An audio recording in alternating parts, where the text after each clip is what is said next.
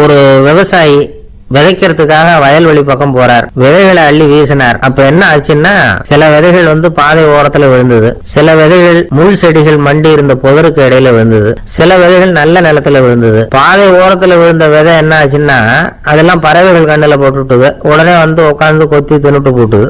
அதிகமா மண் இல்லாத பாறை பகுதியில் விழுந்த விதையெல்லாம் லேசா வேர் விட்டு முளைக்க ஆரம்பிச்சுது.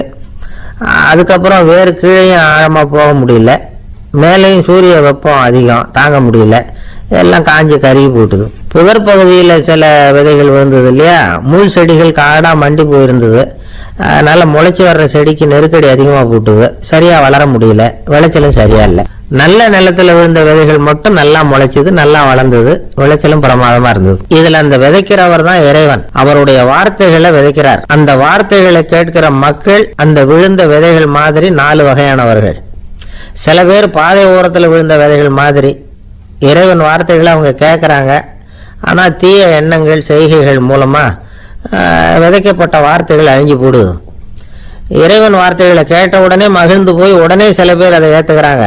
இவங்கெல்லாம் அந்த பாறை பகுதியில் விழுந்த விதைகள் மாதிரி. அதனால் இவங்கெல்லாம் வேறு இல்லாதவங்க, கொஞ்ச காலத்துக்கு இறை வார்த்தைகளுக்கு கீழ்ப்படிந்து நடப்பாங்க. அதனால் ஏதாவது இடைஞ்சல் ஏற்பட்டால் உடனே தடுமாறுவாங்க. தங்கள்கிட்ட இருக்கிற நல்ல பண்புகளை விட்டுட்டு பாவ வழிகளுக்கு போயிடுவாங்க. முள் செடிகளுக்கு இடையில விழுந்த விதைகள் மாதிரி உள்ளவங்க யாருன்னா, இவங்களுக்கு உலக கவலை உண்டு, செல்வத்தின் மீது மயக்கம் உடையவர்கள். உலக ஆசைகள் இவங்களுக்குள்ள பூந்துடுறதுனால அங்க இருக்கிற நல்ல பண்புகள் மறைஞ்சு போயிடுது. அதனால அவங்களும் உபயோகம் இல்லாதவங்களா ஆயிடுறாங்க. நல்ல மனிதர்கள் நல்ல நிலத்துல விழுந்த விதைகளுக்கு ஒப்பானவர்கள். இவங்க இறை வார்த்தையை கேட்கறாங்க, அதை ஏத்துக்கிறாங்க, அவங்களும் நல்லபடியா வாழுறாங்க, அடுத்தவங்களுக்கும் உபயோகமா இருப்பாங்க. இதுதான் இயேசு சொன்ன விளக்கம். நல்ல வார்த்தைகளை கேளுங்கள், நல்ல வார்த்தைகளை ஏற்றுக்கொள்ளுங்கள், அடுத்தவங்களுக்கு உபயோகமா இருங்க. இதுதான் பெரியவங்கள்லாம் நமக்கு சொல்லுகிற உபதேசம்.